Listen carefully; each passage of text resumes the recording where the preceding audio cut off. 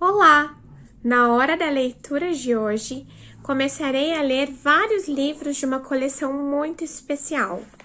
Esta coleção se chama Coleção Black Power, isso mesmo, da editora Mostarda. E ela vai trazer para nós histórias de personalidades importantes negras que marcaram época e se tornaram inspiração para as novas gerações. A editora Mostarda acredita no poder dos livros como forma de transformar as pessoas. E a coleção Black Power apresenta a biografia de personalidades negras que são exemplos para as novas gerações, e as histórias mostram que esses grandes intelectuais fizeram e fazem a diferença.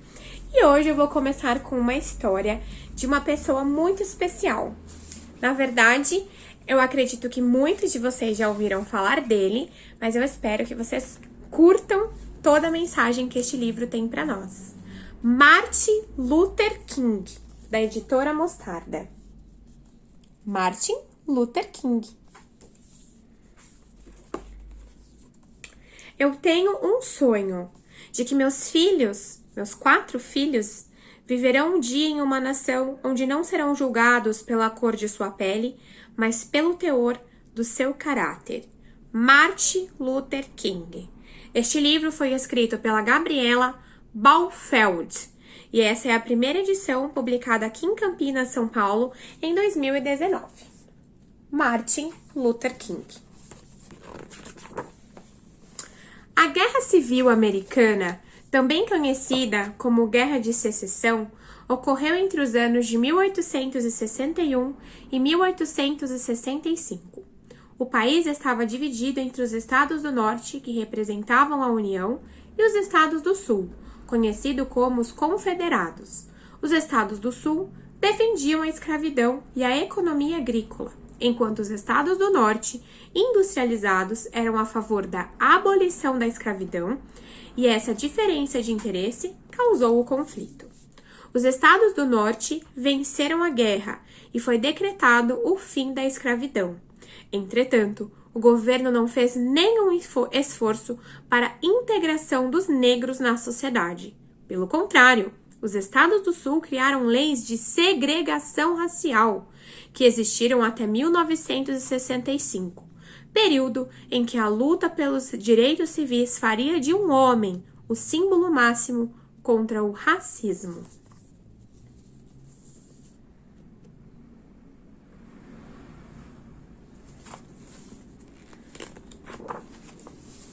Há quase 100 anos, em 15 de janeiro de 1929, nasceu Martin Luther King Jr., na cidade de Atlanta, no estado da Geórgia, no sul dos Estados Unidos da América. Ninguém esperava que anos depois este nome se tornaria um dos mais importantes da história norte-americana. A casa de Martin era cheia de amor e harmonia.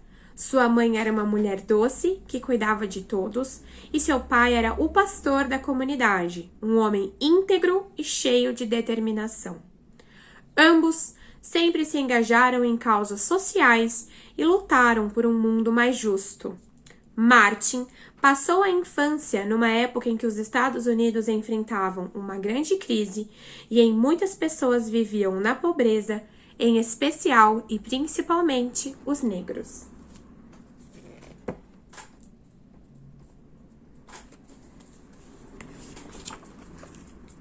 Ao longo da sua vida, Martin sentiu na pele os efeitos das leis de segregação racial e nunca se conformou. Basicamente, as leis exigiam que lugares públicos como escolas, ônibus, trens, etc., possuíssem locais separados para brancos e locais separados para negros. Seus pais o incentivaram a não concordar com esse regime, mesmo que tivessem que ceder à segregação. Com eles, Martin aprendeu que nem sempre o que o Estado determina como lei é justo. Portanto, ele deveria lutar por um mundo mais digno e igual para todos. E aí tem um exemplo aqui de um desenho de um bebedouro para os brancos e uma pia para os negros beberem água. Negros, brancos. Aos 15 anos, Martin se formou na escola e antes de ingressar na faculdade, foi para a cidade de Simsbury, no estado de Connecticut, trabalhar em uma fazenda. Lá, brancos e negros viviam juntos e essa experiência marcou a sua vida, porque ele percebeu que era possível um sistema justo para todos. Em 1944, ele ingressou em Morehouse College para estudar sociologia. Na faculdade, podia debater sobre questões raciais e religiosas com seus professores. Depois de se formar, em 1948, ingressou no Seminário Teológico Crozer. Foi então que ele mergulhou na busca por respostas sobre como eliminar as injustiças sociais. Em 1951, ele foi para a Escola de Teologia da Universidade de Boston, onde estudou sobre lutas pacifistas.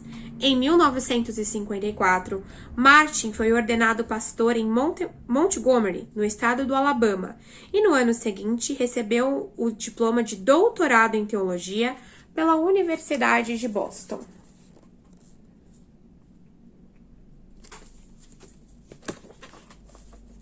A ida de Martin à Universidade de Boston mudou também sua vida. Lá, ele conheceu o seu grande amor, Coretta Scott, em 1952. Coretta era cantora, inteligente e engajada em causas sociais semelhantes às de Martin. Depois de um ano, se casaram na cidade de Marion, no Alabama, em uma cerimônia realizada pelo pai de Martin. O casal teve 4 filhos: Martin Luther King III, Dexter Scott, Yolanda Denise e Bernice Albertini. Eles construíram uma linda família que se manteve presente e unida ao longo de toda a trajetória de Martin.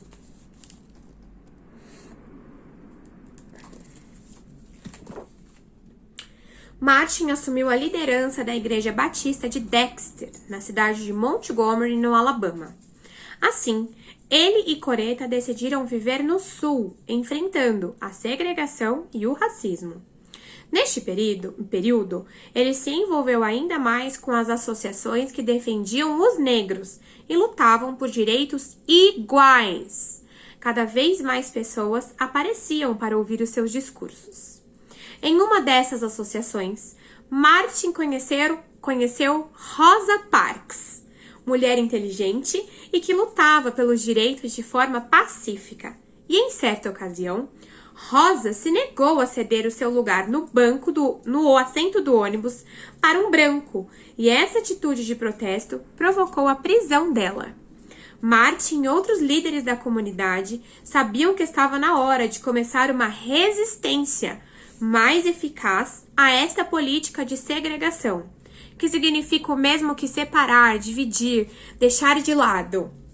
O aviso para a comunidade negra foi: segunda-feira, não vá de ônibus para o trabalho. Pegue carona, vá a pé, não use o ônibus. O protesto foi um sucesso e continuou assim, um dia após o outro. Aqui é uma foto, um desenho de Martin Luther King e Rosa Parks. Quando Rosa Parks saiu do seu julgamento, em que foi condenada a pagar uma multa, os líderes do boicote perceberam que o protesto deveria continuar. Então, para organizar o movimento, criaram a Associação para o Progresso de Montgomery. A batalha não foi fácil. Durante um ano, muitas pessoas dependeram de caronas, usaram bicicletas ou andaram a pé, mas não usaram os ônibus.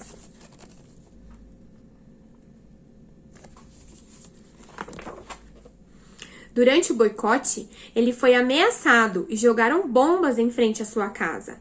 Ele e seus companheiros permaneceram firmes até que em 13 de novembro de 1956, a Suprema Corte dos Estados Unidos acabou com as leis de segregação nos ônibus de Montgomery. Que lindo, né? Graças a Deus! Depois do boicote aos ônibus, uma série de manifestações clamou por condições de igualdade nas escolas, no trabalho e também para os negros terem direito ao voto. Essa movimentação causou reações violentas.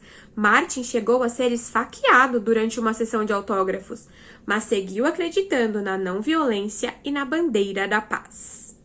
Ele dizia que seus exemplos para a essência do movimento eram Jesus Cristo e também Mahatma Gandhi, que liderou um movimento pacifista pela independência da Índia, utilizando métodos não violentos como passeatas e boicotes.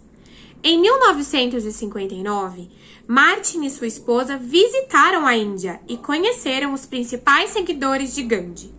Depois dessa experiência, Martin afirmou: "Estou mais convencido do que nunca de que o método de resistência não violento é a arma mais potente disponível para as pessoas oprimidas em sua luta pela liberdade e pela dignidade humana."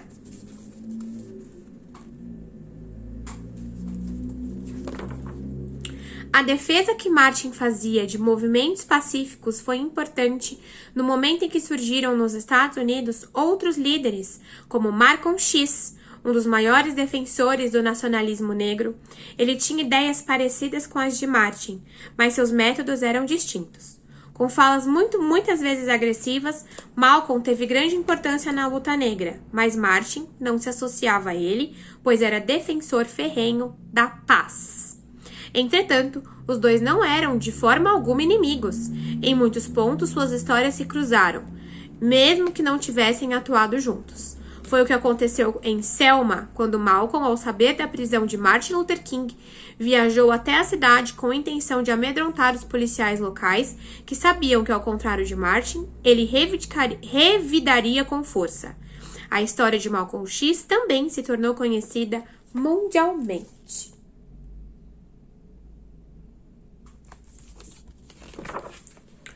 A cidade de Birmingham, no estado do Alabama, enfrentava um racismo brutal, com negros sendo atacados e mortos. Foi então que Martin decidiu se unir ao povo daquela cidade na luta contra o terror. Quando o movimento começou a crescer, saíram em marcha pela liberdade e foram presos. Martin foi jogado na solitária e ficou incomunicável. Coretta King telefonou para o gabinete de John Kennedy, presidente dos Estados Unidos na época, pois temia pela segurança do marido. Pouco depois, o próprio presidente ligou para Coretta, dizendo que assumiria o controle da situação. Então Martin pôde falar com seus advogados. Na prisão, ele recebeu uma carta dos pastores de Birmingham, pedindo o fim das manifestações. Em sua resposta, ficou conhecida como a Carta da Cadeia, de Birmingham.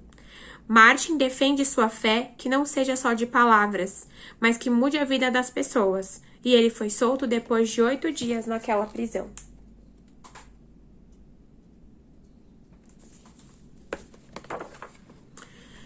Ele seguiu com sua missão de unir uma nação mesmo diante de todas as ameaças e dificuldades. Ele organizou uma grande marcha na cidade de Washington, capital dos Estados Unidos, em 28 de agosto de 1963. Milhares de pessoas se uniram a ele para clamar por liberdade, trabalho, justiça e pelo fim da segregação racial. Foi então que ele realizou o seu discurso mais famoso, que ficou marcado pela frase "Eu tenho um sonho".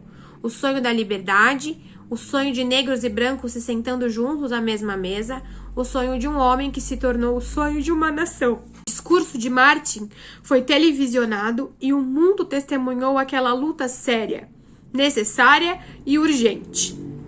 Era a prova de que a não violência funcionava e aqueles que acreditavam no futuro justo para a humanidade poderiam continuar sonhando.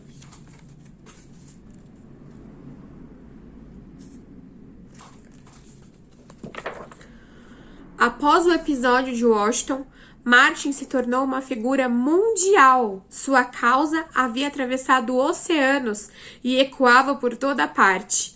Em 1964, foi anunciado na cidade de Oslo, na Noruega, que ele era o ganhador do Prêmio Nobel da Paz. Martin entendeu que era um reconhecimento a todo o seu povo e aos que se juntaram à sua luta pacífica pelos direitos dos negros nos Estados Unidos. Ele afirmou que era muito bom estar no topo da montanha e receber honrarias, mas que já estava na hora de voltar para o vale e seguir em frente com a batalha por aqueles que, devido a tantas privações, perderam seus sonhos e esperança. Pelo Sul, pelos Estados Unidos e por todos os negros que sofriam com discriminação, Martin continuou.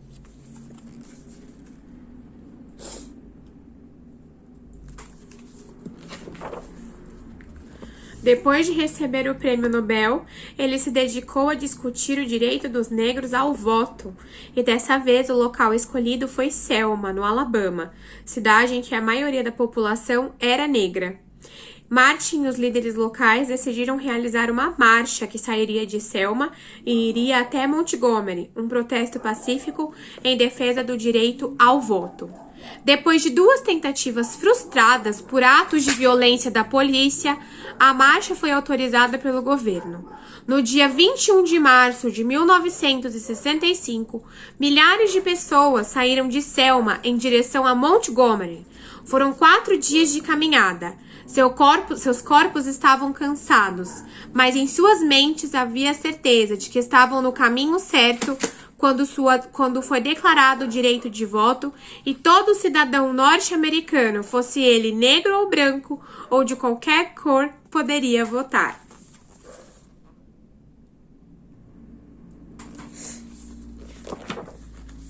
Martin Luther King não defendeu apenas o direito dos negros. Ele foi, antes de tudo, um embaixador da paz. E a paz não era exatamente o que os Estados Unidos estavam oferecendo ao Vietnã naquele tempo. Por ser pacifista, decidiu se unir à campanha contra a Guerra do Vietnã. Ele realizou um discurso que ficou conhecido como Para Além do Vietnã, na qual defendia mais uma vez a política de não violência e as negociações pacíficas. No dia 15 de abril de 1967, ocorreu a marcha histórica que reuniu uma multidão em frente à sede da Organização das Nações Unidas, na ONU, contra a agressão ao país asiático.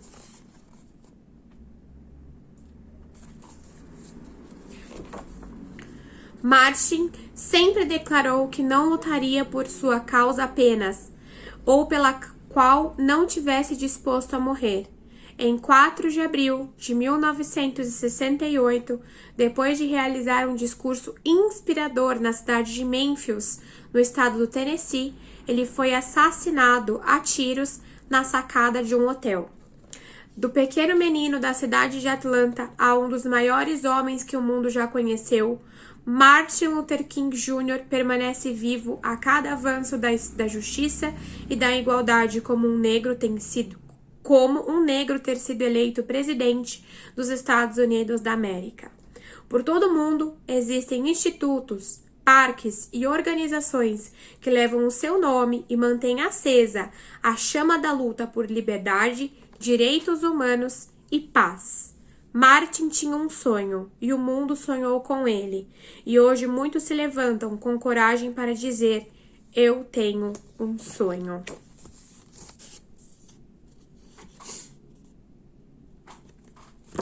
Fim da história. Quem gostou, bate palmas.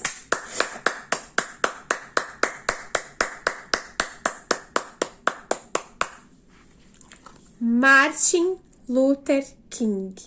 Que história linda, né? Eu precisei me conter aqui para controlar as minhas emoções. Que essa história e as histórias de outros negros e de outras pessoas que mudaram a realidade de muitos que sofriam possa nos inspirar e possa nos fazer ser pessoas, ser humanos melhores e que busquem uma educação e uma vida dedicada à paz. Até a próxima Hora da Leitura.